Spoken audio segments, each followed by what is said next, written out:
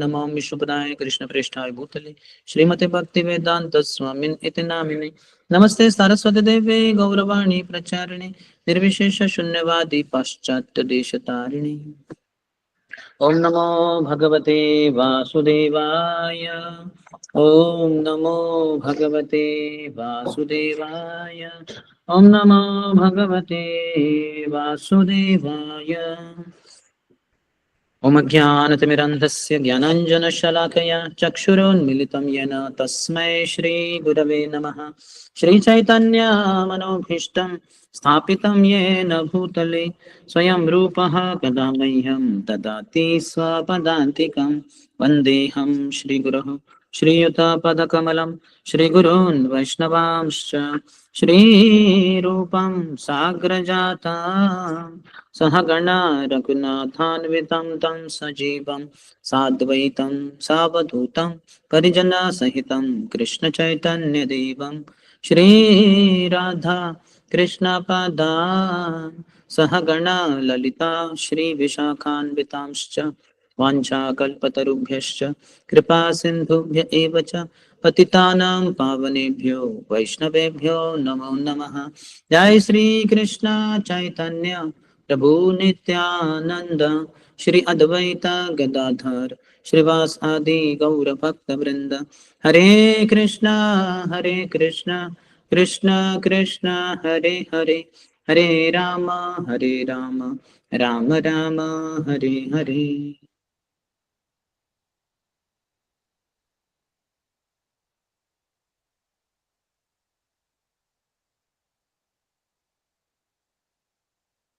हरे कृष्णा।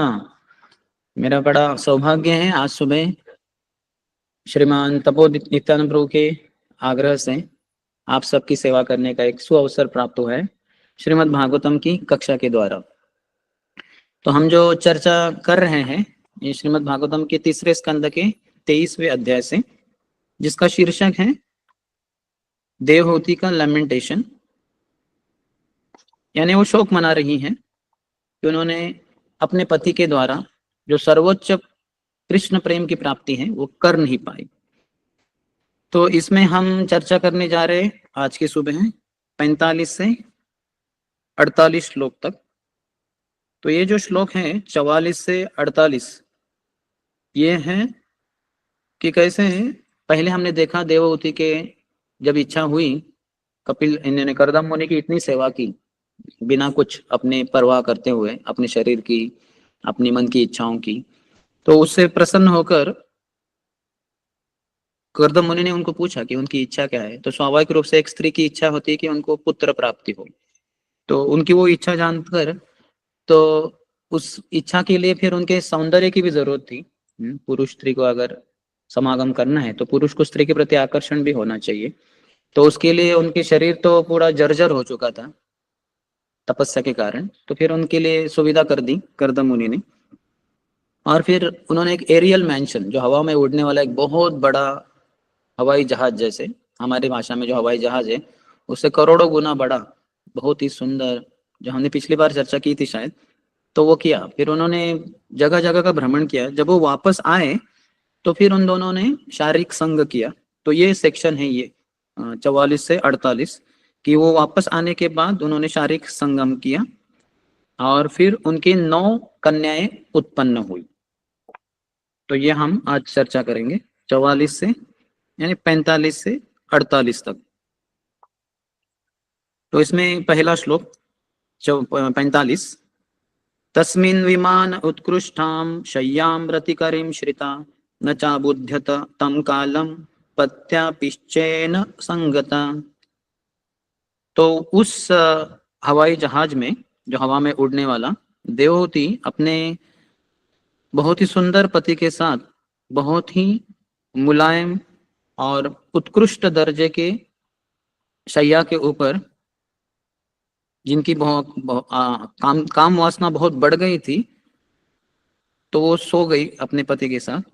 और वो शारीरिक संग में उनको पता ही नहीं चला कैसे समय बहुत जल्दी ही बीत गया। तो प्रभुपाद तात्पर्य में कहते हैं Sex indulgence is so enjoyable for materialistic people that when they engage in such activities, they forget how time is passing. मैथुन जीवन जो है शारीरिक संग एक पुरुष और स्त्री का, तो वो इतना एंजॉयबल यानी इतना मजा के रहता है, मजा का उसमें उतना मजा आता है भौतिकवादी लोगों को कि उनको समझ में नहीं आता कि समय कैसे जल्दी ही बीत गया। संत ये जो करदम मुनि है और देवहूति है, उनके शारीरिक संग में वो दोनों भी एक तरीके से समय कैसे जल्दी बीत गया वो समझ ही नहीं पाए। और फिर 46 में कहते हैं कि ये दोनों दंपति पति पत्नी जो बहुत ही उत्सुक थे शारीरिक संग के लिए और वो काम की वो संतुष्टि के लिए, इस तरह से जब वो सुख भोग रहे थे उनके यानी करदम मुनि के मिस्टिक पावर्स के द्वारा, योगिक शक्ति के द्वारा, तो 100 शरद ऋतु बहुत ही कम समय के जैसे अचानक बीत गए। तो ये एक कैरेक्टरिस्टिक है, एक लक्षण है कि जब हम इंद्रिय तृप्ति कर रहे होते हैं तो समय बहुत ही जल्दी बीत जाता है। तो अभी हम कहेंगे तो घड़ी तो वैसे ही चल रही है, जो इंद्रिय तृप्ति करने वाला व्यक्ति और इंद्रिय तृप्ति नहीं करने वाला व्यक्ति, दोनों के लिए घड़ी, जैसे आप पीछे देख रहे हो घड़ी, तो वो तो ऐसे ही सेकंड ऐसे 2 3 4 5 वैसे ही तो चल रही है। तो फिर कैसे कह रहे हैं कि एक के लिए समय जल्दी बीत गया और दूसरे के लिए धीमी गति से बीत रहा है। जैसे दुख का समय होता है हमारा, तो ऐसे ऐसे होता है कि एक एक पल एक एक युग के समान लगता है कि क्यों समय जल्दी नहीं बीत रहा है, क्योंकि एक चीज के लिए हम बहुत आतुर होते हैं, सुख के लिए।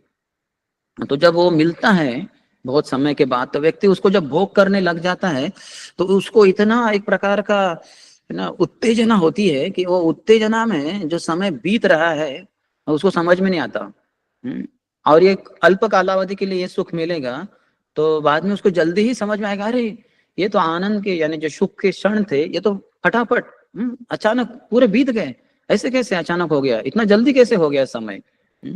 जैसे जवानी का भी समय होता है, जवानी में व्यक्ति बहुत भोग करता है, बाल्यावस्था क्रीड़ा सकता, बचपन में खेलने कूदने में बहुत आनंद आता है बच्चों को, और जब जवान हो जाता है तो तरुणावस्था तरुणी आ सकता, एक तरुण पुरुष तरुणी के पीछे भागता रहता है, एक या अनेक तरुणी के पीछे भागेगा, और इस समय समय जैसे जल्दी बीत जाता है। और फिर विवाह वगैरह होके अपनी पत्नी के पीछे भागेगा वो मैथुन सुख के लिए इत्यादि, और समय जल्दी बीत जाएगा और उसको पता ही नहीं चलेगा कैसे वो मिडल एज या फिर बुढ़ापे में आ गया, अरे अभी तो मैं 50-60 साल का हो गया, इतना जल्दी कैसे समय बीत गया। तो ये ऐसे ही होता है कि माया हमें उल्लू बना देती है, माया बहुत चालाक है। तो हम सब उसके चरणों में फुटबॉल ही जैसे है, तो इतना लाथे मारती है। तो विशेषतः 2 प्रकार से लाथे मारती है, एक सुख के द्वारा, दूसरे दुख के द्वारा, दोनों माया की ही लाते हैं। इसको 2 शक्तियां कहते हैं माया की, आवरणात्मिका शक्ति और प्रक्षेपात्मिका शक्ति ही। तो आवरणात्मिका शक्ति ये सुख के द्वारा माया देती है हमको, तो हमारा जो ज्ञान है उसको ढक देती है माया। आवरणात्मिका आवरण कर देती है, वो हम खूब ढक जाते हैं आवरण से। जैसे अभी मैं आप सबको देख रहा हूँ या प्रकाश में पढ़ पा रहा हूँ इत्यादि, लेकिन मेरे ऊपर अगर आवरण रखा जाए ब्लैंकेट का, 10-15 ब्लैंकेट डाल दे मेरे सर के ऊपर, आंखों के ऊपर, तो मुझे कुछ भी नहीं दिखाई देगा, सब अंधकार दिखाई देगा। तो हालांकि मैं देख सकता हूँ लेकिन मेरे ऊपर अंधकार छा गया क्योंकि मैंने आवरण आ गया मेरे ऊपर। वो ये माया की एक बड़ी चाल है, सुख के द्वारा हमें ढक देती है। और दूसरा है दुख के द्वारा, उसको कहते हैं प्रक्षेपात्मिका शक्ति, लात मारती रहती है माया हमें, एक दुख देगी लात मार के कहीं दूर फेंक देगी, फिर वहां दूसरी लात मारेगी, हो सकता है बीच में वो आवरणात्मिका सुख दे दे बीच में। तो ऐसे सुख दुख ऐसे ही जीवन चलता है। तो उत्कृष्ट यह है मानव समाज में विशेषता पुरुषों के लिए कि वो ब्रह्मचारी बने। ये जो ब्राह्मण क्षत्रिय वैश्य तीनों कुलों के जो बच्चे हैं 5 साल की उम्र में ही माता पिता के द्वारा एक प्रामाणिक गुरु के आश्रम में जंगल में जो स्थित है वहां भेजे जाते थे वो, और 5 साल की उम्र से करीबन 25 साल की उम्र तक प्राय सभी बच्चे ब्रह्मचर्य का पालन करते थे। फिर उसके बाद जो वैश्य और क्षत्रिय बच्चे होते हैं वो वापस आते थे, और काफी सारे ब्राह्मण बच्चे भी वापस आते थे, लेकिन कुछ ही गिने चुने ब्राह्मण बच्चे थे वो वही रह जाते थे, आजीवन ब्रह्मचर्य का पालन करके बाद में संन्यास लेकर प्रचारक बनते थे। तो ये सर्वोत्कृष्ट है मानवों में, पुरुषों के लिए। लेकिन हर कोई तो वैसा नहीं कर पाएगा।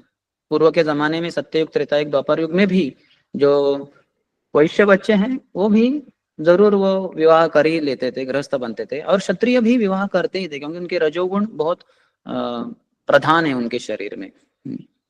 और यहाँ तक कि ब्राह्मण भी काफी सारे विवाह कर ही लेते थे। जैसे हम देखते हैं सुदामा जो कृष्ण के मित्र रहे, वो तो ब्राह्मण थे, लेकिन उन्होंने भी विवाह किया।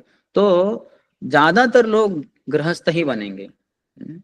करीबन इस्कॉन में भी देखा जाए तो 98 98 या 99% जो भक्त है वो गृहस्थ ही है। और माताओं के लिए तो विवाह अनिवार्य है। जब लड़की होती है छोटी सी, वो अपने पिता जो जवान है उनकी रक्षा में सुरक्षित रहती है।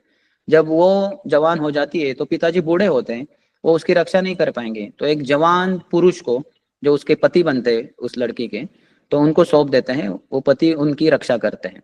जब वो स्त्री जब बूढ़ी हो जाती है तो उनके पति भी बूढ़े हो जाते हैं, हो सकता है वो शरीर भी त्याग दे। तो ऐसी स्थिति में उस बूढ़े स्त्री का संरक्षण उनके बेटे के द्वारा होता है या बेटों के द्वारा होता है। तो इस तरह से एक स्त्री को हमेशा एक पुरुष के अंतर्गत ही रहना होता है, अधीन ही रहना होता है। बचपन में पिताजी के अधीन, जवानी में पति के अधीन, और बुढ़ापे में पुत्र के अधीन रहना होता है। तो वो तो गृहस्थ ही रहेगी स्त्री। तो इसलिए ज्यादातर लोग तो गृहस्थ ही बनेंगे। तो उनके लिए फिर एक मैथुन भी एक जरूरत पड़ जाती है। वो कहते हैं कि सर्वोत्कृष्ट ये भी रहेगा कि अगर जो पति पत्नी विवाहित हुए दोनों ही अच्छे भक्त हैं, तो इसलिए फिर वो काम वासना के प्रति आसक्ति है ही नहीं, और उनको बच्चे वगैरह कुछ चाहिए नहीं। बस किसी कारण से उनका जो शारीरिक और मानसिक घड़न है उसके कारण उनको विवाह करना पड़ा। जैसे स्त्री को तो अनिवार्य है ही, और पुरुष भी ब्रह्मचारी नहीं रह पा रहे, तो इसलिए वो ठीक है, उन्होंने विवाह कर लिया। तो अभी जब विवाह किए तो उनको ऐसे पुत्र प्राप्ति वगैरह ऐसे कुछ इच्छा नहीं है, तो इनके लिए फिर मैथुन जीवन भी नहीं है। बस एक मानसिक एक कुछ तो माइंड के पीछे एक बॉडी में एक ऐसा पुरुष को एक भाव है कि ठीक है मेरी पत्नी है, कुछ उसकी जो मानसिक जरूरतें हैं भावनिक भावनाओं की, तो स्त्री के द्वारा पूर्ति हो जाती है। और स्त्री के लिए तो पुरुष का यानी पति का संरक्षण चाहिए ही चाहिए। तो इसलिए वो दोनों ठीक है, लेकिन वो शारीरिक संग करते ही नहीं और पुत्र प्राप्ति वगैरह इसलिए है ही नहीं। तो ये भी एक प्रकार के ब्रह्मचारी है। वो जो प्रभु है उनको गृहस्थ या माता है, दोनों को गृहस्थ ब्रह्मचारी कहते हैं। जो पूरी तरह से आजीवन ब्रह्मचारी रहते हैं, स्त्री के साथ कुछ शारीरिक संग नहीं इत्यादि, उनको ब्रह्मचारी ब्रह्मचारी कहते हैं या नैष्टिक ब्रह्मचारी भी कहते हैं। अन्यथा जो विवाह करने के बाद भी पुरुष और स्त्री शारीरिक संग नहीं रखते, पति पत्नी है लेकिन शारीरिक संग नहीं रखते, बिल्कुल अलग से सोते हैं, साथ में भी नहीं सोते, तो वो गृहस्थ ब्रह्मचारी है। ये भी दूसरा उत्कृष्ट उदाहरण है। लेकिन जो बहुत सारे लोग नहीं बन पाएंगे, ऐसे भी कहा है शास्त्रों में कि पुत्र बिना गृह शून्यम। वो व्यक्ति जो विवाहित हो गया, पत्नी के साथ रह रहा है, लेकिन उसका पुत्र नहीं है, तो वो गृह शून्य ही, वो घर उसके जैसे शून्य के समान है। तो इसलिए उनको पुत्र होना ही होना है। तो पुत्र होना है तो शारीरिक संग करना होगा। तो शारीरिक संग जिनको करना है, ऐसे प्रामाणिक गृहस्थों के लिए भगवद्गीता में भगवान कृष्ण कहते हैं कि धर्म अविरुद्धो भूतेषु कामोस्मि भरतर्षभ। वो काम जो धर्म के विरुद्ध में नहीं है, तो वो काम मैं हूं। यानी साक्षात भगवान कृष्ण, वो जो पुरुष और स्त्री का जो शारीरिक संग है, वो भगवान कृष्ण ही साक्षात है। शास्त्रों में ये भी बताया गया है कि जो स्त्री की जो योनि है वो यज्ञ कुंड के समान है। उसमें अपने जो जननेंद्रिय है वो एक क्या कहते हैं उसको, स्पून के समान, एक चम्मच के समान है। और उसके द्वारा जो वीर्य की आहुति है, वो पुरुष जो यज्ञ कर रहा है, वो स्त्री के योनि रूपी यज्ञ कुंड में वो आहुति देता है अपने वीर्य की। ये जो गर्भाधान संस्कार है उसको शास्त्रों में इस तरह से बताया गया है। तो ये एक प्रकार की आहुति है। जो ब्रह्मचारी है उनके कान ही यज्ञ कुंड है, उसमें जो हरि कथा है, हरि कीर्तन रूपी आहुति ब्रह्मचारी देंगे तो वो आजीवन नैष्टिक ब्रह्मचारी के रूप में रहेंगे। लेकिन जिनको संभव नहीं है, गृहस्थ है, तो उनके लिए फिर ये बताया गया है कि स्त्री के योनि रूपी यज्ञ कुंड में पुरुष अपने वीर्य रूपी जो आहुति है वो अपने जननेंद्रियों द्वारा, अपने पेनिस के द्वारा, वो स्पून के द्वारा उसमें आहुति प्रदान करता है। अर्थात तो वो बड़ी लंबी हमने पिछली बार चर्चा की थी कि 64 माला दोनों जप करते हैं, पति पत्नी इत्यादि। तो इसमें अभी ये बताया जा रहा है कि करदम मुनि और इन्होंने ये किया, शारीरिक संग किया और ऐसे संग करते करते बहुत ही जल्दी समय बीत गया। तो 47 में बताया गया है, तस्याम आधत्त रेतस्ताम भावयन्नात्मनात्मविद नोधा विधाय रूपम स्वम सर्व संकल्प विद विभु।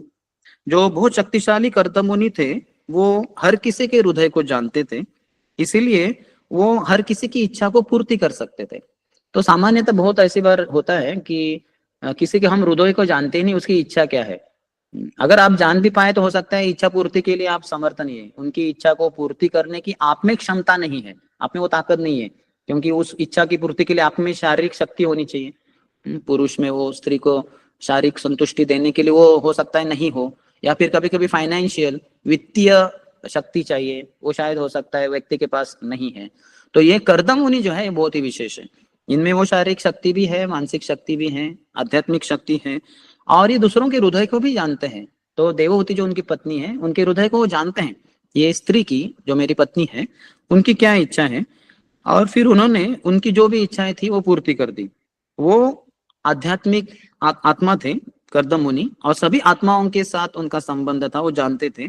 इसलिए उनकी जो अर्धांगिनी थी पत्नी देवहूति, उनकी इच्छा को वो जानते थे, तो उन्होंने अपने आप को 9 रूपों में विस्तारित कर दिया, विभाजित कर दिया कर्दम मुनि ने, ये बड़े शक्तिशाली हैं। और फिर उन्होंने देवहूति को 9 बार वीर्य प्रदान किया। तो अभी ये कर्दम मुनि एक ही है, आत्मा एक ही है, लेकिन 9 शरीरों में वो विभाजित हो गए, क्योंकि देवहूति की इच्छा थी कि मुझे पुत्रिया प्राप्त हो। तो इसलिए कर्दम मुनि ने अपनी पत्नी का विचार करके अपनी पत्नी के साथ यानी देवहूति के साथ उन्होंने संग किया, और क्योंकि उनके मन में स्त्री है देवहूति उनकी पत्नी, तो इसके कारण उनका जो वीर्य है उसके द्वारा सब पुत्रियां ही उत्पन्न हुई, एक भी पुत्र उत्पन्न नहीं हुए, क्योंकि देवहूति की इच्छा जानते थे वो, देवहूति को पुत्रियां चाहिए, और वो भी करीबन 9 चाहिए। तो उन्होंने अपने आप को 9 भागों में भी विभाजित कर दिया। तो तात्पर्य में प्रभुपाद कहते हैं, क्योंकि कर्दम मुनि सबके हृदय को जानते थे, और जानते थे कि देवहूति को बहुत पुत्रियां चाहिए, नहीं बहुत क्या कहते हैं पुत्र चाहिए, नहीं बहुत सारे संतति चाहिए, एक नहीं चाहिए उसको, 2 नहीं, 3 नहीं, अनेक चाहिए, 9 चाहिए। तो उन्होंने पहले बार पहले ही समय में उन्होंने एक ही समय में 9 बच्चों को यानी पुत्रियों को जन्म दिया। यहाँ उनको विभु करके पुकारा गया है, क्योंकि वो बहुत शक्तिशाली ऐसे स्वामी थे, अपनी योग शक्ति के द्वारा वो एक ही बार में 9 कन्याओं को देवहूति के गर्भ से उत्पन्न कर पाए। तो ये उनकी शक्ति है।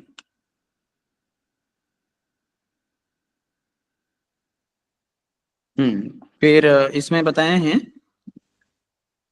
उन्होंने 3, 21, 19 यानी तीसरे स्कंद के 21वें अध्याय में जो 19वां श्लोक है, उसमें कर्दम मुनि ने एक वचन दिया था देवहूति को, या फिर देवहूति के पिता स्वयंभू मनु को, कि एक बार जब मैं देवहूति की इच्छा को पूर्ति करूंगा, उनको गर्भवती बनाऊंगा, तो फिर वो अपने घर को छोड़ देंगे, और फिर उनका जो आध्यात्मिक साक्षात्कार, आध्यात्मिक प्रगति के प्रति उनकी जो लगाव है, उसके लिए वो अग्रसर होंगे, यानी घर छोड़ के चले जाएंगे। तो अभी वो उसके लिए भी प्रस्थान करेंगे। तो ये 47 में बताया गया है कि कैसे उन्होंने अपने आप को 9 भागों में विभाजित कर दिया। अब फिर 48 में बताते हैं, अतः सा सुषुवे सद्यो देवहूति स्त्रियः प्रजः सर्वस्तश्चारु सर्वांग्यो लोहितोत्पल गंधयः। तो एक मिनट ना, मैं जरा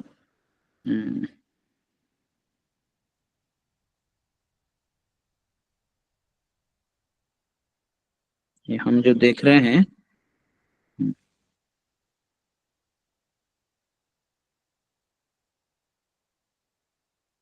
तीसरे स्कंद के 23वें अध्याय की,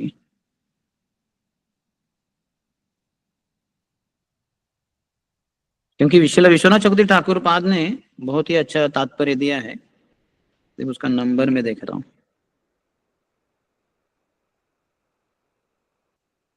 हाँ अच्छा, वो 47 के लिए उन्होंने दिया है।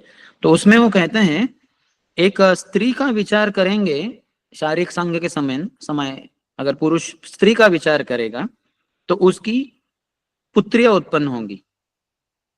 तो ये साइंस ऑफ सेक्स लाइफ, जैसे काम शास्त्र कहते हैं, तो वो भी भागवतम में है। भागवतम में ए टू जेड सब कुछ है। यानी एस्ट्रोलॉजी है ए के लिए, जैसे समझिए, बी के लिए आप क्या कहेंगे, बॉक्सिंग है ना, सी के लिए आप बोलो कि चांटिंग है, डी के लिए बोलो डाइट है, ई के लिए बोलो एटिकेट्स है। तो ए टू जेड सब कुछ भागवतम में है। तो काम शास्त्र भी है उसमें, लेकिन ये बहुत शुद्ध तरीके से बताया गया है। शुद्ध भक्ति ही प्रतिपादन करता है श्रीमद् भागवतम। तो इसलिए श्रीमद् भागवतम यहाँ की, हालांकि यहाँ पे चर्चा हो रही है एक पुरुष और स्त्री के शारीरिक संग की, जो काम शास्त्र जैसे कहा जाएगा, लेकिन ये शुद्ध काम है। तो बताया गया है, पूरा डिटेल्स बताया गया इसमें, कि अगर स्त्री के बारे में, विश्वनाथ चक्रवर्ती ठाकुर विशेषता बताते हैं, स्त्री के बारे में ज्यादा आसक्त है पुरुष और अपनी स्त्री के बारे में सोचकर वो शारीरिक संग करता है, तो फिर पुत्री उत्पन्न होगी। करदम मुनि अपनी पत्नी की पुत्रियों की प्राप्ति की इच्छा जरूर जानते थे। तो वो आत्मा को जानते थे अपनी बुद्धि से, तो इसलिए वो अनासक्त थे। उनको पत्नी की इच्छा पूर्ति करना, पत्नी को संतुष्ट करना, ये महत्वपूर्ण था। ऐसे नहीं, उनको इच्छा नहीं थी कि मुझे पुत्र ही हो, ठीक है, मेरी पत्नी की इच्छा है, उनकी इच्छा है कि पुत्री हो, ठीक है, मैं उनको पुत्रियां प्रदान करता हूं। तो क्योंकि उनकी इच्छा कम थी, उनका वीर्य कम था, और इसलिए एक स्त्री भी उत्पन्न हुई। तभी शारीरिक संग करते समय पुरुष और स्त्री में, अगर पुरुष की बहुत ही अधिक तीव्र इच्छा होती है, उसका रजोगुण एक तरीके से बहुत ही अधिक है, तो फिर पुत्र उत्पन्न होगा। लेकिन अगर स्त्री की बहुत ही अधिक इच्छा है, उसका रजोगुण अधिक है, तो फिर पुत्री उत्पन्न होगी। तो ये पूरा साइंस है इसमें। अभी ये तो सब कर्मणा दैव नेत्रेण जंतुर्देहो उपपत्तये भी है। जैसे कपिल भगवान खुद ही बताते हैं कि कर्म के, एक व्यक्ति के, एक जीवात्मा के पूर्व जन्म के कर्म के अनुसार कर्मणा दैव नेत्रेण, और भगवान जो दैव नेत्र है, ऊपर से सब कुछ देख रहे हैं और फिर वो सब रचना कर देते हैं। तो एक जीवात्मा, समझिए कोई एक लड़की, यानी एक जीवात्मा है जिसने पूर्व जन्म में ऐसे कर्म किए हैं कि उसका अगला मानव शरीर लड़की का होने वाला है। तो ऐसा जीवात्मा ना उस पुरुष के वीर्य में आ जाएगा, और ऐसा हो जाएगा कि उसकी जो पत्नी है, उसका वीर्य उस समय ज्यादा रहेगा। और भगवान की ही योजना से वो ऐसे दिन संगम करेंगे, संग करेंगे, शारीरिक संग, कि बराबर पुत्री ही होगी। क्योंकि वो माता जी का श्राव जो है मासिक धर्म के बाद, उनके 4 दिन जो महीने में मासिक धर्म के होते, उसके बाद उनका जो स्त्राव है, उस रात को उस स्त्री का, यानी पत्नी का स्त्राव अधिक रहेगा, और पुरुष का वीर्य उतना नहीं रहेगा। तो उसकी उतनी तीव्रता नहीं है पुरुष की, तो इसलिए बराबर पुत्र ही होगी। तो वो साइंस है। तो मुझे अभी याद नहीं है, लेकिन मैंने एक बार पढ़ा है परम पूज्य भानु महाराज के ग्रंथ में, एक जगह पे वो लिखते हैं कि जैसे 4 दिन स्त्रियों के स्त्राव निकलता है, मासिक धर्म, जो वो अछूत होती है, उनको स्पर्श भी नहीं कर सकता पुरुष पति। लेकिन 4 दिन के बाद वो स्नान करके जब शुचिर्भूत हो जाती है, तो 5वें दिन से कुछ तो आगे के कुछ दिनों के लिए, 14 दिनों के लिए, पुरुष स्त्री के साथ एक दिन संग कर सकता है। तो लेकिन वो किस रात को संग करता है, दिन में नहीं, रात में। तो अगर वो, कुछ तो अभी मुझे याद नहीं आ रहा है, लेकिन अगर वो 8 डेज, जैसे 5वीं रात या 7वीं रात, फिर 9वीं रात, ऐसे कुछ तो करेगा, तो फिर कुछ तो शायद स्त्री उत्पन्न होती, यानी लड़की उत्पन्न होगी। लेकिन अगर 6ठी रात, 8वीं रात और 10वीं रात, ये जो इवन नंबर है, उसमें अगर वो संग करेंगे तो लड़का उत्पन्न होगा। मुझे अभी याद नहीं आ रहा एग्जैक्टली क्या साइंस है। और जैसे एकादशी के दिन शायद नहीं करना होता शारीरिक संग। तो ये सब विस्तार से शास्त्रों में बताया गया है। लेकिन अभी बहुत सारे लोगों को तो ज्ञान भी नहीं रहेगा, तो उसके द्वारा वो ऐसे ही किसी दिन, किसी रात में शारीरिक संग करेंगे पति पत्नी, और फिर कर्म और दैव के अनुसार उनको लड़की ही होगी, या कर्म या दैव के अनुसार उनको पुत्र ही होगा। और वो तो कर्म और दैव के अनुसार, और यहाँ उसके शरीर में इच्छा अधिक रहेगी पुरुष में, या फिर स्त्री में अधिक इच्छा रहेगी, पुरुष का रजोगुण अधिक रहेगा या स्त्री का रजोगुण अधिक रहेगा। ये सब योजना एकदम परफेक्टली की जाती है कर्म और दैव के द्वारा। और बराबर उनको जो होना ही है, पुत्र होना है तो पुत्र ही होगा, पुत्री होनी है तो पुत्री ही होगी। और जो भगवान को शरणागत है, ऐसे भक्तों को हो सकता है प्रामाणिक गुरु परंपरा में ये ज्ञान प्राप्त हो जाए, और वो अपने इच्छा के अनुसार पुत्र चाहिए, पुत्री चाहिए, वो उस रात को ऑड नंबर या इवन नंबर, 5वीं 7वीं 9वीं 11वीं 13वीं या फिर 6ठी 8वीं 10वीं 12वीं 14वीं रात को शारीरिक संग करने से उनको जो भी है पुत्र और पुत्री उसकी प्राप्ति हो जाएगी। तो इसमें वो कहते हैं 48वें श्लोक में श्रील विश्वनाथ चक्रवर्ती ठाकुर कहते हैं उनकी इच्छा कम थी कर्दम मुनि की, तो इसलिए उनका वीर्य कम था और स्वाभाविक रूप से उनकी पुत्रियां उत्पन्न हुई। पुमान पुंसो अधिके शुक्रे स्त्री भवेत अधिके स्त्रिया। अगर पुमान है ना जो पुरुष है उसका पुंस, उसका अगर रेतकण, उसका वीर्य अधिक है तो फिर पुत्र उत्पन्न होगा। लेकिन अगर स्त्री का अधिक स्राव हो रहा है, जो उनका मंथली स्राव होता है उसके बाद भी, शुचिरभूत होने के बाद भी, तो फिर स्त्रियां उत्पन्न होगी, यानी लड़की उत्पन्न होगी। जब पुरुष बहुत शक्तिशाली होता है तो लड़का उत्पन्न होगा, लेकिन स्त्री का अगर ज्यादा एक प्रकार से शक्ति है तो लड़की उत्पन्न होगी। नौधा का मतलब है 9 बार, उन्होंने 9 बार उनको वीर्य प्रदान किया। वो सभी की इच्छाओं को जानते थे, वो जानते थे कि उनकी पत्नी की बहुत बच्चों की इच्छा है, वो शक्तिशाली विभू थे, इसलिए उनकी इच्छा पूर्ति करने में सर्वसमर्थ थे। तो अभी 48 में बताया गया है, अतः सा शुशुवे सद्यो देवहूति ही स्त्रिया प्रजा सर्वास्ताश्चारु सर्वांग्यो लोहितोत्पलगंधयः। उसके बाद तुरंत बाद उसी दिन देवहूति ने 9 लड़कियों को जन्म दिया, जो हर कोई बहुत ही सुंदर थी, उनके जो अंग थे बहुत ही नाजुक मुलायम सुंदर थे, और सभी ये 9 लड़कियों के शरीर से जैसे दिव्य गंध, जो कमल के समान गंध उनके शरीर से निकल रहा था। तात्पर्य में प्रभुपाद कहते हैं देवहूति जो है काम वासना से बहुत ज्यादा पीड़ित थी, बहुत ज्यादा उत्तेजित हो गई थी, इसीलिए उनका जो ओवा, जो स्त्री का जो स्राव निकलता है योनि मार्ग से, वो अधिक था और इसलिए 9 कन्याएं उत्पन्न हो गई। और स्मृति शास्त्र में कहा गया है, आयुर्वेद में भी कहा गया है कि जब आदमी का यानी पुरुष का स्राव यानी उसका जो वीर्य है अधिक होगा तो फिर पुरुष बच्चे पैदा होंगे यानी पुत्र उत्पन्न होगा, लेकिन जब स्त्री का ज्यादा स्राव होता है तो फिर लड़की उत्पन्न होगी यानी पुत्री उत्पन्न होगी, यानी पुत्री वो गर्भ में स्थित हो जाएगी। तो स्थिति के अनुसार ऐसा लगता है कि देवहूति बहुत ही काम वासना से अधिक उत्तेजित थी, इसलिए 9 बच्चियां यानी पुत्रियां एक साथ उत्पन्न हो गई। सभी की सभी कन्याएं वो बहुत ही सुंदर थी, उनके अंग शरीर जो थे बहुत ही नाजुक और बहुत मुलायम, बहुत ही सुंदर थे, हर कोई कमल के समान सुंदर थी और उनके शरीर से कमल के समान दिव्य गंध भी आ रहा था। तो इस तरह से बताया गया है कि इन दोनों ने शारीरिक संग किया और इसके द्वारा उनको कन्याएं उत्पन्न हुई। तो जैसे हमने बताया कि जिसको जैसे जिस लेवल पे है करना होगा, जैसे जैसे हमने कहा कि सर्वोत्कृष्ट है कि लड़का ब्रह्मचारी ही रहे आजीवन। यहाँ तक कि प्रभुपाद ने एक बार भक्तों को बताया था, शायद जुहू मंदिर में गिरिराज महाराज को बताया था उन्होंने, कि आपको देखना है कि सभी जो ब्रह्मचारी है वो आजीवन ब्रह्मचारी ही रहे, और सभी हमारी जो लड़कियां हैं यानी प्रभुपाद की शिष्याएं हैं स्त्री शरीर में हैं, वो सब लड़कियों का विवाह हो जाए। तो कोई बोलेंगे अरे सभी पुरुष ब्रह्मचारी रहेंगे तो सभी स्त्रियों लड़कियों के विवाह कैसे होंगे? प्रभुपाद कहें दैट इज योर मैनेजमेंट, आपको ये व्यवस्थापन करना है, देखिए कैसे करें। तो स्वाभाविक रूप से अर्थात सभी पुरुष तो नहीं रहेंगे ब्रह्मचारी, बहुत सारे गृहस्थ ही बनेंगे।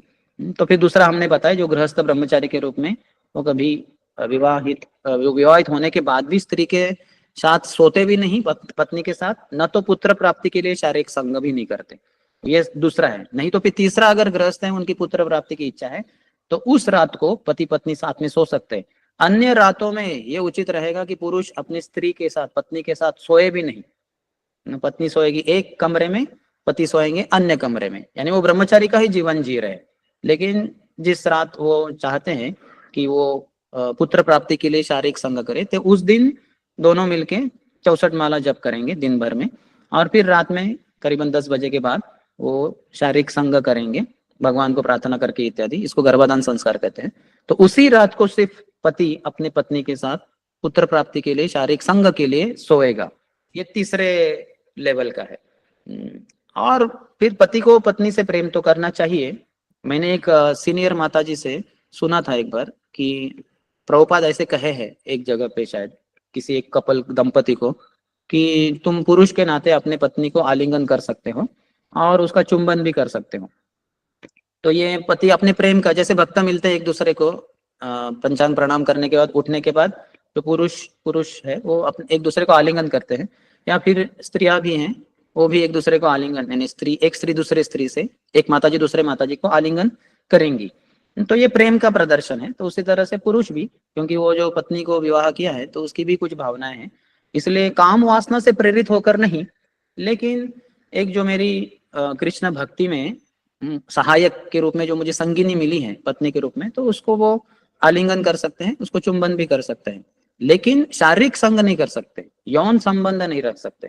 उसके लिए गर्भाधान संस्कार बताए हैं। वो जब उनको पुत्र चाहिए, एक पुत्र चाहिए तब, या दो चाहिए, तीन चाहिए, या चार चाहिए, तो वो 4 बार वगैरह, और एक बार अगर फेल हो गया, हालांकि उन्होंने शारीरिक संग किया, लेकिन फिर भी उनको वो जो पत्नी है वो गर्भवती हुई नहीं, वो शास्त्रों में सब अलग अलग बताए गए।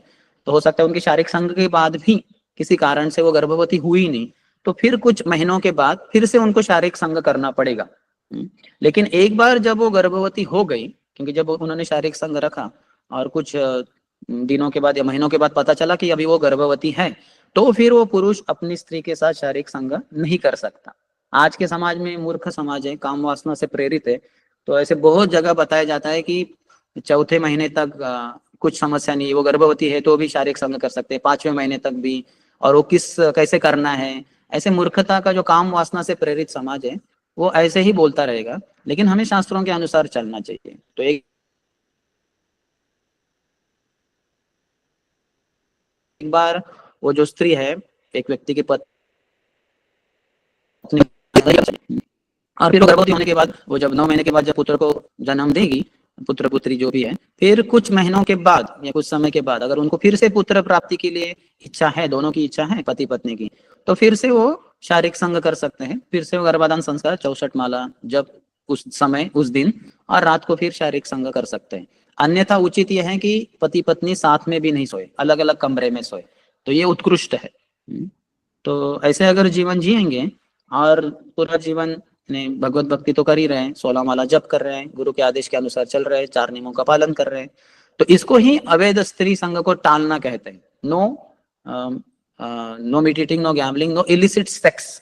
नहीं तो पारिवारिक जीवन में पति पत्नी भी अगर अगर पुत्र प्राप्ति की इच्छा न रखकर शारीरिक संग करे और उसके लिए अलग अलग प्रकार के जो गर्भ निरोधक गोलियां या फिर कंडोम वगैरह वो सब इस्तेमाल करे, तो ये कंडेम्ड है, ये घृणास्पद है, इसको इलिसिट सेक्स कहते हैं।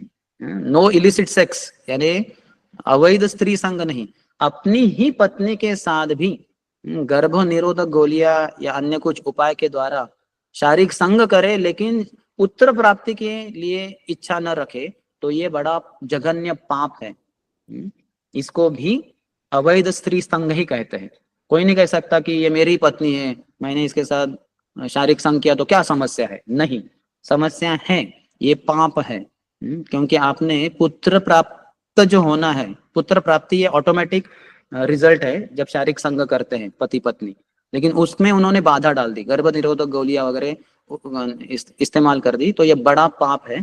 तो ऐसे पति पत्नी को, विशेषतर पति को, अगर वो पत्नी को जबरदस्ती कर रहा है तो उसको नरक भी जाना पड़ सकता है। तो इसलिए शास्त्रों के अनुसार चलना चाहिए। शास्त्रों में अनुमति दी है, शास्त्र जानते हैं कि हम सबकी क्या इच्छाएं होती हैं या क्या जरूरतें होती है। जैसे ब्रह्मचारी भी है तो उनके लिए भी खाने की तो जरूरत पड़ेगी, ऐसा नहीं कि ब्रह्मचारी हवा खा के और पानी पी के जीता है, नहीं, उसको भी प्रसाद लेना होगा, उसको भी पानी पीना होगा। तो वो शास्त्रों में अनुमति है। वो प्रसाद को यानी भोग को भगवान को अर्पण करके प्रसाद बनकर ले सकते हैं, पानी को भी, जल को भी हम भगवान को अर्पण कर कर ले सकते हैं, रात में हम सो सकते हैं। तो ब्रह्मचारी लोग जो ईटिंग और स्लीपिंग उनको करना ही पड़ेगा, और गृहस्थ लोगों को मेटिंग यानी शारीरिक संग पुत्र प्राप्ति के लिए करना ही होगा, अगर पुत्र प्राप्ति की इच्छा है तो इस तरह से हमें जीवन को बहुत अच्छे से जीना चाहिए, जिससे कि हम कुछ भी पाप न करे, शास्त्रों के अनुसार चले, गुरु के वाणी के अनुसार चले, और हमारी जो शरीर की मन की जो इच्छा है जैसे पुत्र प्राप्ति इत्यादि, उसके लिए शारीरिक संग इत्यादि की भी अनुमति है, लेकिन वो शास्त्रों के अनुसार करना चाहिए। और ये साइंस भी पता होना चाहिए कि पति पत्नी जो गृहस्थ है, भक्त है, अगर उनको पुत्र चाहिए तो कौन सी रात को उनको शारीरिक संग करना है वो पता होना चाहिए। नहीं तो फिर, है ना, जैसे ऐसे लग रहा है जो मैंने वर्णन पढ़ा उसके अनुसार कि स्त्रियों का अल्टरनेट डेज में स्राव कम ज्यादा होता है। यानी अगर पांचवी रात को अगर स्त्री का स्राव कम है तो फिर छठी रात को ज्यादा रहेगा थोड़ा, फिर से सातवीं रात को कम रहेगा, आठवीं रात को ज्यादा रहेगा, फिर नवीं रात को कम रहेगा, फिर से 10वीं रात को ज्यादा रहेगा। तो उसके अनुसार पुरुष को, यानी पति को अपनी स्त्री के साथ शारीरिक संग करते हैं तो उसके अनुसार फिर पुत्र या पुत्री की प्राप्ति होगी।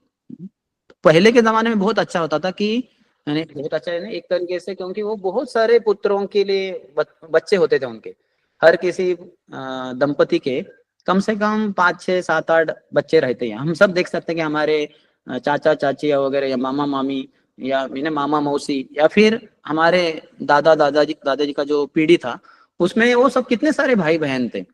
तो उसमें वो सब ऐसे कंट्रासेप्टिव वगैरह इस्तेमाल करना, ये गर्भ निरोधक गोलियां वो करते ही नहीं थे। तो कभी बच्चा होता था, कभी लड़का, कभी लड़की, कभी लड़के, तो उनके 3 4 लड़के 3 4 लड़कियां, तो वो समाधान ही रहते थे। लेकिन आज के समाज में जैसे वो हम दो हमारा एक ही, या हम दो हमारे दो, तो फिर ऐसा हो जाता है कि, और मानव भी बहुत ही दुष्प्रवृत्ति का है, बहुत ही दुष्ट बुद्धि का हो गया। तो फिर जब अगर लड़की है तो फिर वो गर्भपात करवाते हैं इत्यादि, बहुत कुछ करते हैं। तो ये सब नहीं करना चाहिए, पाप नहीं करना चाहिए, भगवान के शास्त्रों के अनुसार ही चलना चाहिए, भगवान की वाणी के अनुसार, गुरु के निर्देश के अनुसार। और फिर अपने भौतिक इच्छाएं को भी आध्यात्मिक बनाना चाहिए और आध्यात्मिक जीवन में प्रगति के लिए अग्रसर होना चाहिए। तो संक्षिप्त में हमने देखा कि कैसे जो इन दोनों ने हवाई जहाज में, उड़ते हुए हवाई जहाज में भ्रमण करने के बाद वो आ गए दोनों वापस, और दोनों ने शारीरिक संग किया। और देवहूति की इच्छा को जानकर करदम मुनि ने उनके बारे में, देवहूति के बारे में सोचकर, है ना, उनका स्राव कम था और फिर देवहूति का ज्यादा, तो उसके द्वारा 9 बच्चियां पैदा हुई और उसके लिए उन्होंने 9 विभागों में विभाजित भी किया अपने आप को। इस तरह से फिर उन्होंने 9 कन्याएं उसी दिन, एक ही दिन में वो प्रकट भी हो गई, और जो बहुत ही विशेष कन्याएं थी, जो बहुत ही नाजुक शरीर वाली, अंगों वाली, बहुत सुंदर, और कमल के पुष्प के समान उनके शरीर से गंध आता था। तो ये संक्षिप्त में यहाँ बताया गया है। तो किसी का कोई प्रश्न है? आपके प्रश्नों के उत्तर देते समय और कुछ चर्चा हो सकती है, यानी आपको अगर कुछ समझा नहीं हो तो। हरे कृष्ण प्रभु जी, धन्यवाद हरे प्रणाम, कृष्ण। बहुत अच्छा हरे क्लास था। कृष्ण। तो प्रभु जी, मेरा क्वेश्चन था, जब हम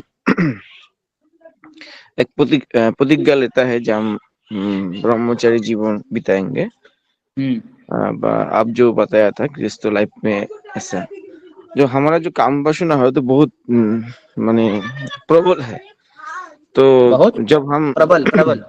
प्रबल है, तो हम्म हम जब काम वासना में पीड़ित हो जाता है, हम्म। तो हमको इसको ऐसे कंट्रोल कर सकते हैं, हम ऐसा सोचता है सर्वोत्कृष्ट है भक्तों के लिए जितना ध्यान पूर्वक जप करेंगे, स्पष्ट उच्चार, हाँ, और श्रवण करना, हरे कृष्ण कृष्ण कृष्ण हरे हरे, हरे राम राम राम हरे हरे। ये काम वासना के ऊपर, प्रबल जो काम वासना है उसके ऊपर विजय पाने का सर्वोत्कृष्ट उपाय है।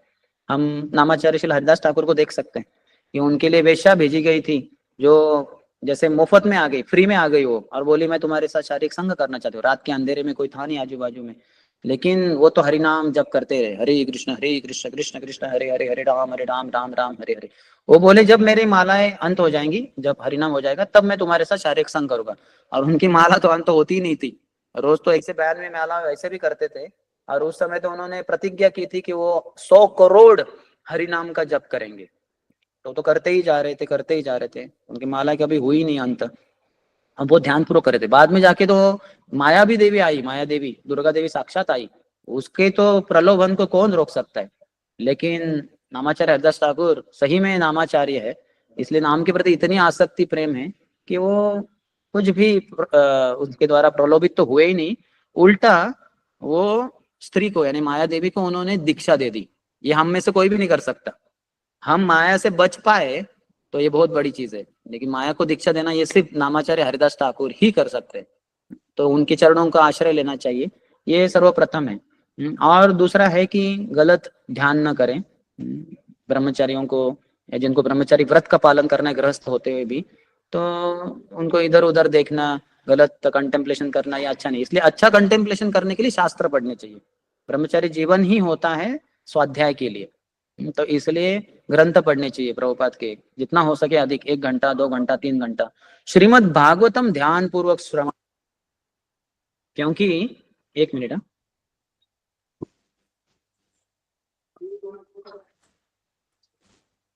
श्रीमद् भागवतम में ही बताया कि नष्ट प्रायशु अभद्रेशु नित्यम भागवत सेवा। हमारे हृदय में जो भी अभद्र अमंगल चीजें हैं, जैसे काम वासना बहुत अधिक मात्रा में है, तो वो चली जाएगी, धीरे धीरे धीरे कम होती जाएगी और नष्ट हो जाएगी पूरी तरह से, अगर हम रोज श्रीमद् भागवतम को ध्यान पूर्वक श्रवण करेंगे।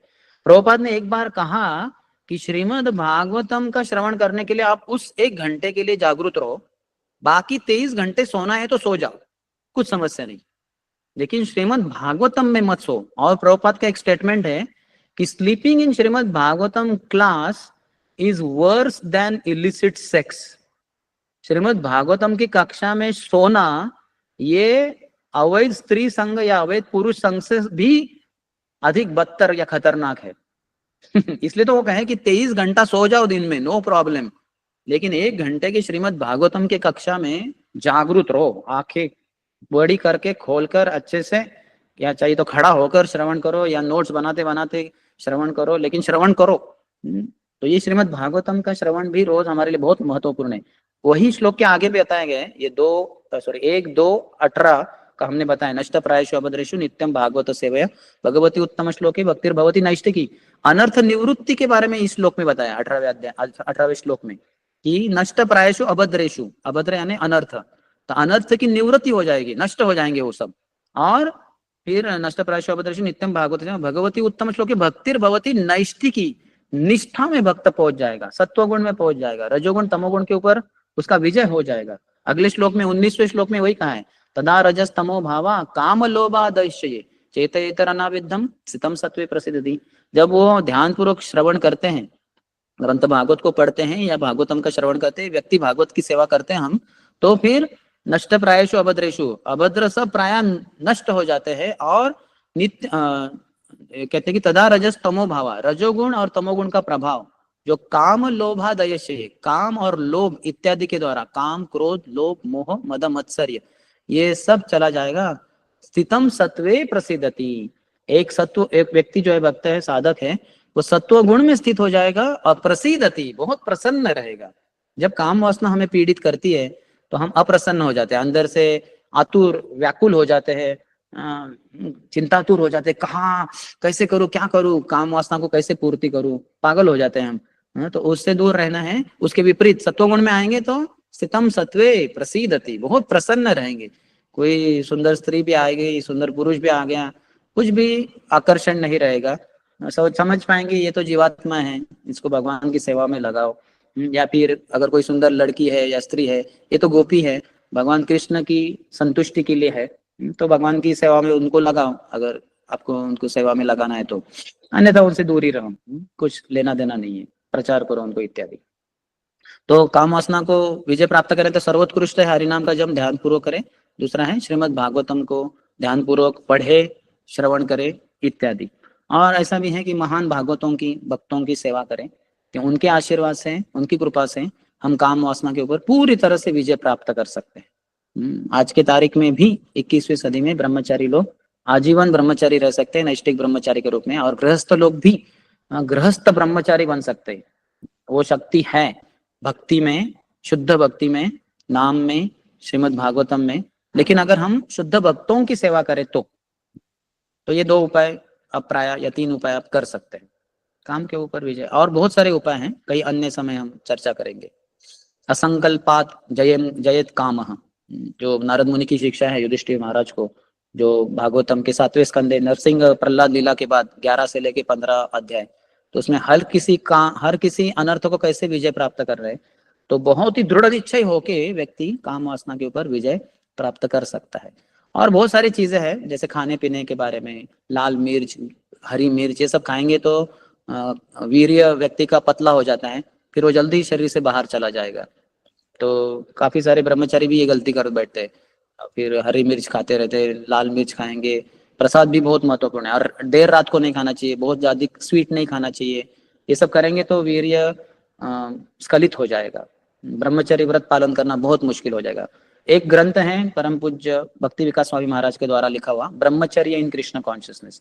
ये ग्रंथ सभी के लिए है, ब्रह्मचर्यों के लिए है, गृहस्थों के लिए है, वानप्रस्थों के लिए, सन्यासियों के लिए, माताजियों के लिए भी है, लड़कियों के लिए, सभी के लिए। तो सभी इसको ग्रंथ को पढ़ सकते हैं और जान सकते हैं ब्रह्मचर्य व्रत कैसे पालन करना है। सभी को ब्रह्मचर्य व्रत पालन करना होता है, लड़कियों को भी, स्त्रियों को भी। तो सब डिटेल्स उसमें आप पढ़िए। ओके, फणिभूषण रॉय प्रभु का कुछ प्रश्न है? धन्यवाद, प्रणाम प्रभु। हाँ, हरे कृष्ण। प्रभु, आप जैसे बोला है, जो लड़की मतलब बच्ची पुत्र होगी या पुत्री, ये डिपेंड करता है मतलब कपल के ऊपर, जो क्या कौन सा दिन में किया बा, स्त्री क्या रस ज्यादा निकलता है, ये तो अपना पूर्वजों ने बताया है। जो लड़की हुआ तो उसको मतलब औरत का ये दोष देता था पहला, लेकिन वर्तमान में जो है प्रेजेंट में डॉक्टर लोग व साइंस नहीं मानता है, जे पुत्री हुआ तो माताओं का गलती है, ये नहीं मानता है। ये इसके बारे में कुछ बताएंगे तो नहीं नहीं, माताओं की गलती नहीं है, किसी को दोष देने की जरूरत नहीं, अपने कर्मों के अनुसार ही है। तो और ये मॉडर्न लोगों को आप सुनते मत बैठिए, डॉक्टर्स को वगैरह, वो तो पागल लोग हैं, उनको कुछ भी शास्त्र के अनुसार चलते नहीं। तो जो शास्त्रों के विरोध में है, ऐसे लोगों को हम संग करते ही नहीं, उसको असत्संग कहते हैं। वो डॉक्टर हो, वकील हो, IAS ऑफिसर हो, पॉलिटिशियन हो, कोई भी हो, प्रधानमंत्री हो, राष्ट्रपति हो, अगर वो शास्त्रों के अनुसार नहीं चल रहा है तो उसका संग हम करते ही नहीं, उसको असत्संग कहते हैं। अगर हम उनका संग करेंगे तो उनकी मत सुनते बैठिए, भक्तों की सुनिए, शास्त्रों की सुनिए, गुरु की सुनिए। ठीक है, और कोई प्रश्न? सोम घोष प्रभु। सोमा घोष माता जी बोलून। हरे कृष्ण। क्या माता जी है क्या सोमा हरे घोष? हाँ, हरे कृष्ण माता जी। प्रभु, धन्यवाद पूनम प्रभु। कोई स्त्री का या कोई कपिल का कोई बच्चा एक ही है, लड़की है, तो वो लोगों का क्या करना चाहिए आगे? उसका भविष्य कैसा रहेगा? आपने बोला ना कि पुत्र के अंडर रहना चाहिए उस स्त्री का, तो वो किसका अंडर रहेगा? तो अर्थात हम सब भगवान के अंडर ही है हमेशा, किसी भी करोड़ों जन्मों से, लोक वृंदावन में हो या इधर हो, हम भगवान के अंतर्गत ही हैं। तो कुछ समस्या नहीं है, गुरु के वचनों के अनुसार चल सकते हैं। थोड़ा सा जो पुरुष है, पति है, उनको अपनी स्त्री के समझे, हो सकता है पुरुष की पहले ही मृत्यु हो जाए। तो इसलिए अगर वो पत्नी जो रहेगी, उनकी विधवा, जिनकी बेटी का तो विवाह होके वो तो चली गई अपने ससुराल, फिर अभी पत्नी अकेली रहेगी, तो इसलिए पति को कुछ तो फाइनेंशियल कुछ तो करके देखना चाहिए, कुछ तो अच्छा खासा अमाउंट बैंक में वगैरह रखना चाहिए, जिसके फिक्स डिपॉजिट हो, इंटरेस्ट से वगैरह। वो स्त्री आजीवन कम से कम पैसे के लिए तो किसी के सामने हाथ नहीं फैलाना पड़े। और फिर बाद में अगर समझो वो विधवा हो गई, पति है नहीं, तो वो किसी एक लड़की को वगैरह ऐसे किसी को रख सकते हैं, अगर जरूरत पड़ी तो, शारीरिक देखभाल करने के लिए वगैरह, जो काम वाली जैसे कहते हैं घर में, उसको फिर मंथली सैलरी वगैरह दे सकते हैं। या फिर अगर मंदिर में अगर संभव है, जैसे मैं जानता हूँ हमारा बैंगलोर में एक मंदिर है इस्कॉन का, साउथ बेंगलुरु में। तो वहां पे एक माताजी का एक बहुत बड़ा हवेली था, और उनके पति तो चले गए थे, और जवान बेटा था 22 साल का। वो बेचारा एक बार ड्राइविंग करते समय एकदम एक्सीडेंट में ऑन द स्पॉट डेथ हो गई। तो उनका कोई नहीं है घर, पति तो नहीं थे, और बच्चा भी, जवान बच्चा भी चला गया और बड़ा घर, तो उन्होंने बड़ा घर जो है वो इस्कॉन को डोनेट कर दिया। और फिर वो माताजी को हमारे साउथ बेंगलुरु इस्कॉन मंदिर में एक छोटा सा कमरा दिया है, शायद अटैच टॉयलेट बाथरूम के साथ, और वो माताजी उधर ही रहती हैं। और उनका घर तो उन्होंने इस्कॉन को दे दिया, वहाँ प्रोग्राम चलता है, मैं भी जाके उधर प्रोग्राम देता हूँ, बच्चे रहते हैं और कांग्रेगेशन प्रोग्राम भी चलता है उधर। और ये माताजी को मंदिर में रहने के लिए कमरा दिया है, वो अच्छे से रहती हैं, हर सेवा करती हैं, प्रसाद उनको फ्री में, सब उनके मरते दम तक उनके लिए मंदिर सब कुछ देख लेगा। आगे जाके वो बीमार गिरेगी तो उसको हॉस्पिटल वगैरह सब, प्रेसिडेंट वगैरह सब मंदिर ही करेगा। तो ऐसा कुछ है तो बहुत ही अच्छा है, अगर मंदिर में आपको रहने को चांस मिलता है तो बहुत ही बढ़िया है।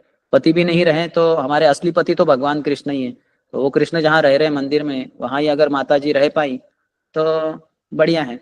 नहीं तो फिर घर मंदिर के बाजू में भी ले सकते हैं। पति ये देख सकता है कि हमारा जो घर है मंदिर के बाजू में है, तो अगर मैं पहले चला गया और मेरी पत्नी विधवा हो गई तो मंदिर के भक्त वगैरह जो भी है देखभाल करेंगे। समझिए वो माता जी बीमार है तो उनको मंदिर से प्रसाद वगैरह मिलेगा या ऐसा कुछ। तो वो पति पत्नी दोनों साथ में मिलकर डिसीजन ले सकते हैं। अगर जरूरत पड़ी तो किसी सीनियर डिवोटी या गुरु का भी कुछ तो मार्गदर्शन ले सकते हैं। ठीक है माता जी। ठीक है, अनुरेश सरकार प्रभु। हरे कृष्णा प्रभु, धन्यवाद प्रभु। प्रभु मेरा एक हरे प्रश्न कृष्ण। था कि आप जैसे बोला ना कि जैसे जो पुरुष है प्रभु उन जी, लोगों को ज्यादातर जब उसका ब्रह्मचारी देहांत हो रहना। जाएगा वो, हरे कृष्णा प्रभु जी, जब उसका देहांत हो जाए। एक मिनट सोमा माता जी आप जरा रुकिए, अभी अनुरेश प्रभु का हरे कृष्णा प्रभु, धन्यवाद प्रणाम। प्रभु आप जैसे बोले थे कि पुरुष लोगों को ज्यादातर ब्रह्मचारी रहना है और माता जी को किसी के गाइडेंस में रहना है। तो ऐसे कैसे समाज में बैलेंस होगा कि हर पुरुष अगर ब्रह्मचारी हो जाए और माता जी को किसी के साथ मतलब विवाह होना है, तो ऐसे तो बैलेंस नहीं होगा। ये कैसे नहीं, बैलेंस होगा प्रभुपाद प्रभु? ने किस कॉन्टेक्स्ट में कहा है वो भी देखना जरूरी है, क्योंकि मंदिर के जो ब्रह्मचारी है वो ब्रह्मचारी ही रहने चाहिए। अगर वो ब्रह्मचारी भ्रष्ट हो गया तो किसी और लड़की यानी ब्रह्मचारिणी जो है उस समय में रहती थी वो, तो उनके साथ विवाह करेगा। तो शायद ऐसा कुछ तो कॉन्टेक्स्ट था जब गिरिराज महाराज ने पूछा, तो प्रभुपाद ने कहा आपको देखना है सभी ब्रह्मचारी ब्रह्मचारी ही रहे और सभी लड़कियों का विवाह हो जाए।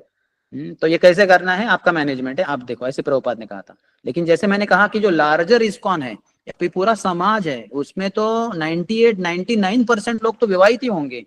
ज्यादातर पुरुष 98-99 क्या उससे भी अधिक, वो तो लोग विवाह ही करेंगे। उसमें कुछ क्या कहते हैं संशय ही नहीं है। तो वो तो होगा ही होगा, तो उसमें कुछ प्रॉब्लम नहीं है। लेकिन विवाह करने के बाद अगर अच्छा ट्रेनिंग हुआ है बचपन में, ब्रह्मचारी ट्रेनिंग इत्यादि, वो लड़का पुरुष पति बनने के बाद वो अपनी स्त्री के साथ सोएगा नहीं। वो अलग कमरे में सोएगा। जैसे मैंने कहा, अगर वो आदर्श गृहस्थ बनना चाहता है, सिर्फ जो जिस दिन उनको पुत्र प्राप्ति के लिए जिस रात को उनको करना है शारीरिक संग, सिर्फ उसी समय वो एक ही बिस्तर पे सोएंगे और शारीरिक संग करेंगे, अन्यथा बिल्कुल नहीं। तो ये सेकेंड क्लास हो गया। तो नहीं तो फिर थर्ड क्लास में तो अभी पूरा समाज उसमें आता है, फिर कुछ भी करते बैठते हैं। फिर वो गर्भ निरोधक गोलियां वगैरह बहुत कुछ खाते बैठेंगे। वो तो पूरा फिर कुत्ते बुल्लियों से भी दुस्तर है वो अच्छा नहीं है। ठीक है, ठीक है कृष्ण आगे। प्रभु और एक क्वेश्चन ओके, कि आगे और एक अभी शर्मिष्ठा माता जी को पूछने दीजिए, आपको फिर से लेंगे फिर से। हाँ शर्मिष्ठा माता जी आपका क्या प्रश्न है? हरे कृष्ण प्रणाम। प्रभु हमारा अरे एक क्वेश्चन है कि कोई कपिल का वो माता जी वो भक्त है और जब प्रभु वो भक्त नहीं है, तो माता जी ये सब क्लास सुन रही है और उसको तो ट्रेनिंग हो रहा है। तो वो अब शस्त्र का जैसे जैसे बोल रहा है वो वैसे वैसे करने का प्रयास कर रहा है। और वो जो प्रभु है तो उसको वो माता जी कैसे हैंडल करे? वो प्रभु तो ये सब बारे में तो नहीं जानता है, तो उसका लाइफ में तो थोड़ा प्रॉब्लम आ जाएगा। तो यस करेक्ट। वो इसलिए माता जी उचित ये कैसे हैंडल होता करे? है कि इसलिए विवाह के पहले ही ये सब देखना चाहिए। उचित ये है, सर्वोत्कृष्ट। इस्कॉन की जो भी सभी लड़कियां हैं उनको इस्कॉन के जो लड़के हैं जो 16 माला जप करते हैं या दीक्षित है, अच्छे से सब देखकर वगैरह ही विवाह करना चाहिए। लेकिन क्या करें, ये सब अभी हमारा इस्कॉन नया ही है, अभी बस 50-60 साल ही हुई है। तो इसलिए ऐसे बहुत सारे स्थितियां हैं जिसमें लड़कियों का विवाह, वो तो लड़कियां भक्ति में आ गई और उनको ऐसा उचित वर नहीं मिला, पति नहीं मिला, तो उनके माता पिता ने उनका विवाह किसी ऐसे लड़कों से कर दिया जो भक्ति नहीं कर रहे हैं। कुछ फेवरेबल है, बोले ठीक है तुम इस्कॉन जाओ, मैं तो नहीं आऊंगा, मैं माला नहीं करूंगा। कुछ लोग तो अपनी पत्नी को पीटते वगैरह, बोलते इस्कॉन मंदिर नहीं जाने का, पागल होगी क्या, ये क्या कर रही है, तो मारपीट भी करते हैं। तो ये सब समस्या हो सकती है। तो इसलिए वो स्त्री को क्या करना चाहिए, भक्तों का, भगवान का, गुरु का और भक्तों का आश्रय लेकर अपनी भक्ति अच्छे से करनी चाहिए। और अपने पति को समझाने में इतना आसान नहीं जाएगा, क्योंकि वो पति मानेगा ही नहीं। पति बोलेगा अरे तुम कौन हो, हाँ तुम तो, वो कुछ भी बोलेगा, तुम बेवकूफ हो, तुम पागल हो, तुम्हें अकल नहीं है, वो बहुत गाली भी देगा। तो इसलिए पत्नी को पति को आदेश देना, उपदेश देना, ये शायद उचित नहीं रहेगा। तो इसलिए वरिष्ठ भक्तों का, विशेषतः गृहस्थ भक्तों का मार्गदर्शन लेकर समझ सकते क्या करे, या फिर नहीं तो फिर चुपचाप सब सहन करना पड़ेगा माता जी। और कोई उपाय नहीं। बस आपकी भक्ति करते रहिए ऊपरी रूप से। जैसे पति अगर जॉब को गए और आप घर की महिला है, यानी आप जॉब नहीं करती, तो अच्छा है। तो आप पति एक बार चले गए घर से यानी जॉब के लिए वगैरह, तो आप दिन में फ्री है, तो फिर आप आपकी 16 माला जप करो, प्रभुपाद के ग्रंथ पढ़ो इत्यादि। तो ये सब अच्छे से पालन करो। और जहां तक कि आपके पुरुष पति हो सकता है वो स्त्री को फोर्स करे शारीरिक संग के लिए वगैरह, तो वो स्त्री बेचारी क्या करेगी? अगर वरिष्ठों का ये ले सकते हैं मार्गदर्शन, लेकिन अगर बहुत ही मुश्किल है तो बस सहन ही करना पड़ेगा।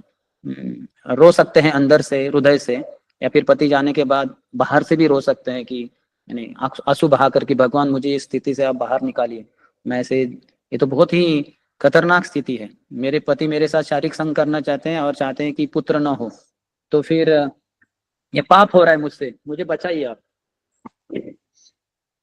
ऐसे और फिर अच्छा है कि हम अपने गुरु के या फिर वरिष्ठ गृहस्थ जो है उनका कुछ तो मार्गदर्शन ले कि पति कैसे व्यवहार कर रहा है, वो उनको बता सकते हैं। अभी आप यहाँ पब्लिक में बता नहीं पाएंगी कि क्या एग्जैक्टली प्रॉब्लम है, तो वो वरिष्ठ भक्तों को, गृहस्थों को पूछकर उसके अनुसार समाधान ढूंढ सकते हैं। नहीं तो कुछ भी नहीं तो सहन ही करना होगा।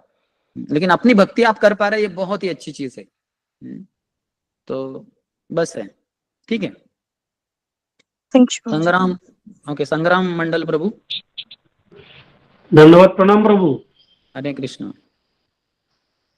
हम ये बोल रहे हैं, हमारा जो महामारी सर्कल है उसमें बताया गया पहला दिन से 7वां दिन तक सेक्स करोगे तो बच्चा नहीं होता है। 8वां दिन से 19 दिन तक अगर सेक्स करोगे तो बच्चा पैदा होता है। तो ये कि सटीक है कि नहीं है?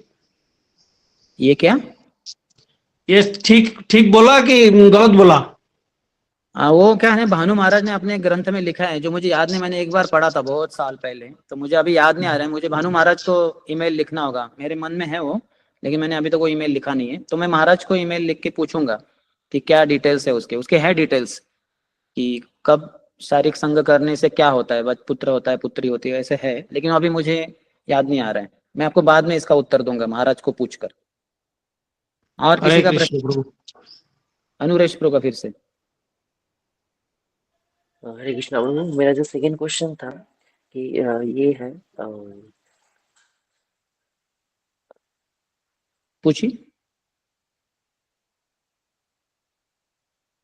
क्या हुआ?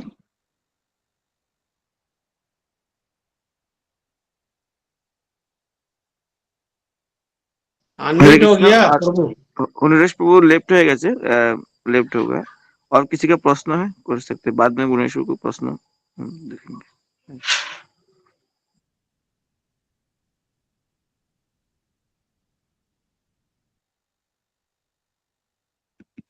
हरे कृष्णा प्रभु। हरे हरे कृष्णा, मेरा कृष्ण। आवाज आ रहा है?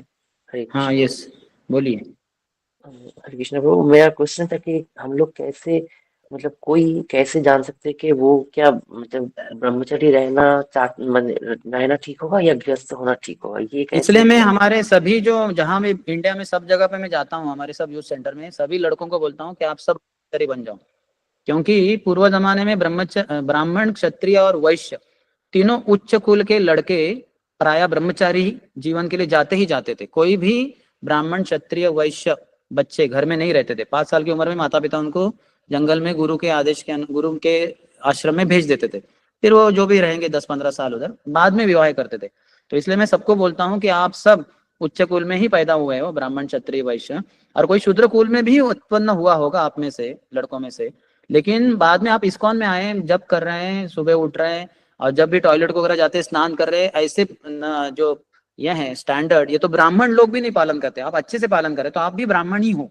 इसलिए आपको भी ब्रह्मचारी ही बनना चाहिए। फिर ब्रह्मचारी बनो, 1 साल, 2 साल, 5 साल ट्रेनिंग लो आश्रम में अच्छे से।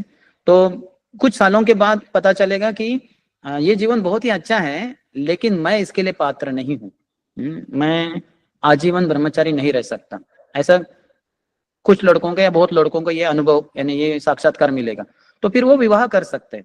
अभी कोई लोग बोलेंगे अरे फिर ऐसे ब्रह्मचर्य आश्रम में रहेंगे तो 2 प्रॉब्लम। एक तो मेरा जॉब चला गया, जॉब छोड़ दिया मैंने, तो अभी 5 साल के ब्रह्मचर्य जीवन के बाद या फिर 7-8 साल के ब्रह्मचर्य जीवन के बाद जॉब कैसे मिलेगा? नहीं, ये जॉब भगवान ही देते हैं। जो भी, मैंने, मेरे इतने सारे मित्रों ने, ब्रह्मचर्य को मैंने देखा है, सैकड़ों जो ब्रह्मचर्य आश्रम छोड़ के चले गए, एक भी अनएम्प्लॉयड नहीं है। हर किसी को कुछ तो जॉब बिजनेस सब चल रहा है, सब धन वगैरह सब मिल रहा है। और दूसरी चीज फिर मेरी उम्र ज्यादा हो गई 35 साल का, तो मुझे लड़की कैसे मिलेगी, विवाह कौन करेगा मुझसे, नहीं, वो भी भगवान ही योजना करते हैं।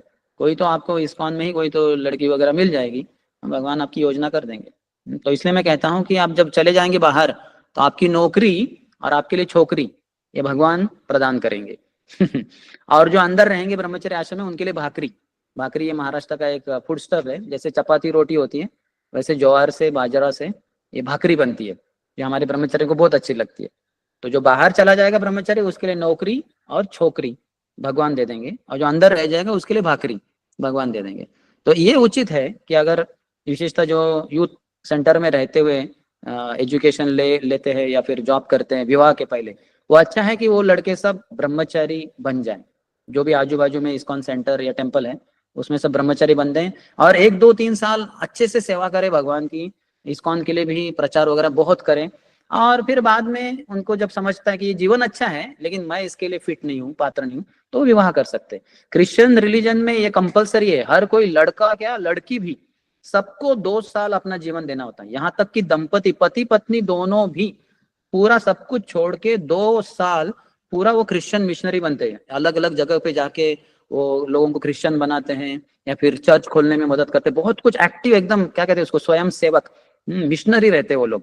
और 2 साल ऐसे हर कोई देता है या इधर क्रिश्चियन समाज में। तो देखिए हमारा सनातन धर्म है इतना उच्च है, सर्वोत्कृष्ट है, तो हमें तो 2 साल क्या 20 साल 25 साल जीवन दे देना चाहिए। ठीक है चलो उतना नहीं तो कम से कम विवाह के पहले तो कर लो।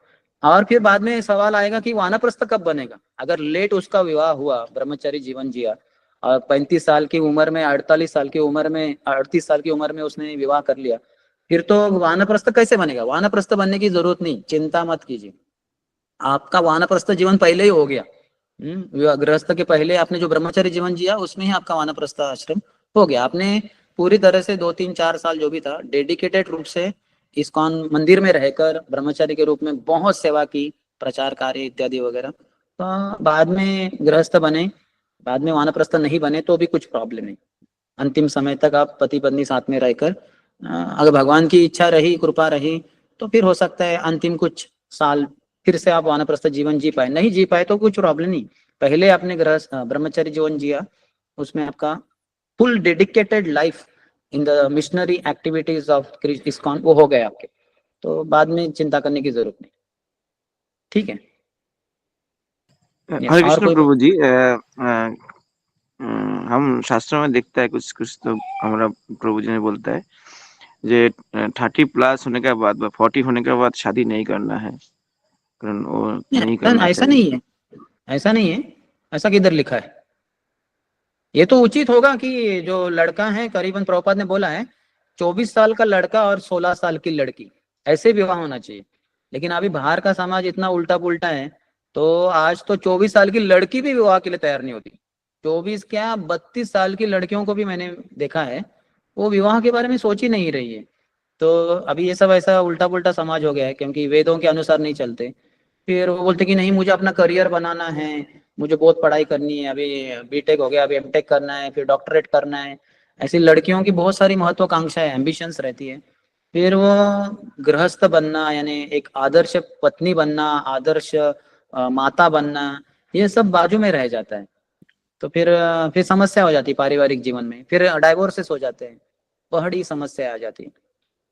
तो उचित ये रहेगा कि बहुत कम उम्र में ही विवाह करें। इसलिए तो अच्छा था ना कि 5 साल की उम्र में ही लड़का ब्रह्मचारी बन गया, तो फिर वो जब 24 साल का बनेगा तब तो उसको पता है कि मैं ब्रह्मचारी जीवन अच्छा है लेकिन मैं इसके लिए पात्र नहीं, तो वो विवाह कर लेगा 24 साल की उम्र में। लेकिन अभी हमारा क्या हो रहा है, सब लेट हो रहा है। हम जब स्कूल कॉलेज में पढ़ रहे होते हैं यानी कॉलेज में, तब उस समय कोई लड़का है वो इस्कॉन के भक्तों के ब्रह्मचर्यों के संपर्क में आता है, तो उनको देख के उसमें शायद इच्छा आ जाए कि मैं ब्रह्मचारी बनूं। तो अब ये इच्छा ब्रह्मचारी बनने की आयु उसके मन में 18 20 19 साल की उम्र में, फिर वो ब्रह्मचारी बनेगा एजुकेशन के बाद 22 23 24 उम्र में, तो सब लेट चल रहा है। तो इसलिए उसका विवाह भी लेट होगा, लेकिन प्रॉब्लम कुछ नहीं, भगवान की कृपा से भगवान सब ठीक कर देंगे। सबसे महत्वपूर्ण है मिशनरी एक्टिविटीज में ना भगवान के लिए पूर्ण जीवन समर्पित करना, या भगवान के लिए कुछ साल अपने जीवन के पूरी तरह से अर्पण करना। आप देखेंगे प्रभुपाद के सभी जो शिष्य थे है ना, वो सब मंदिर में रहते थे, यहाँ तक कि माताएं लोग भी, इस्कॉन मंदिर के बाहर ऐसा कुछ संकल्पना था ही नहीं। सभी के सभी भक्त, पुरुष, स्त्रियां, ब्रह्मचारी, गृहस्थ, वानप्रस्थ, सन्यासी, सभी के बच्चे सब अंदर ही, इस्कॉन मंदिर के अंदर ही रहते थे। तो यानी वो सब फुल टाइम ब्रह्मचारी ही थे। माताजी लोग भी, सुबह मॉर्निंग प्रोग्राम हो गया तो सब माताजी लोग अपने वैन में बैठती थी, 7, 8, 10 माताजी सब जाते थे रोड के ऊपर, उधर वो पुस्तक वितरण करती थी, हरिनाम संकीर्तन करती थी, और शाम को वापस आने के बाद फिर प्रसाद लेके शाम का प्रोग्राम, तुलसी आरती, फिर गौर आरती, फिर नरसिंह आरती, फिर भगवद गीता क्लास। तो माताजी लोग भी ब्रह्मचारी थी, ब्रह्मचारिणी थी। तो ऐसा अपने जीवन का कुछ समय है पूरी तरह से दे देना चाहिए भगवान के लिए, कुछ साल, और फिर बाकी साल गृहस्थ के जीवन में रूप में रहकर फिर इस्कॉन के भक्तों के संपर्क में रहकर गृहस्थ के रूप में जो भी सेवा संभव है वो भी कर सकते हैं। लेकिन कुछ समय पूरी तरह से देने के लिए हम सबको तत्पर होना चाहिए, तैयार होना चाहिए। और ये उनके लिए संभव है जिनका विवाह नहीं हुआ है, जैसे अनुरेश प्रभु बोल रहे हैं, जिनका विवाह नहीं हुआ है उनके लिए। अभी एक बार विवाह हो गया है तो अभी वो बॉन्ड हो गया है, अभी वो बाहर नहीं आ सकती इतना आसानी से। भगवान की कृपा रही तो हो सकता है, धन बहुत है तो जॉब करने की जरूरत नहीं, फिर वो पति पत्नी दोनों मिलके बहुत अच्छे से प्रचार कर सकते हैं। लेकिन प्राय ऐसा ही पाया जाता है सिटी में, भक्तों के पास उतने पैसे नहीं रहते हैं, तो रोजी रोटी के लिए उनको पैसे कमाने के लिए जॉब बिजनेस करना ही पड़ता है, तो उसमें काफी समय जाता है, 6, 7, 8 घंटे तो इसी में चले जाते हैं। और आजकल शहर में रहेंगे तो ट्रैवलिंग में ही जॉब को जाओ आने, इसमें ही 2-3 घंटे रोज के चले जाते हैं। ऐसे करके बहुत समय इसी में चला जाता है, तो फिर मिशनरी एक्टिविटीज थोड़े बाजू में रह जाएंगी। ठीक है।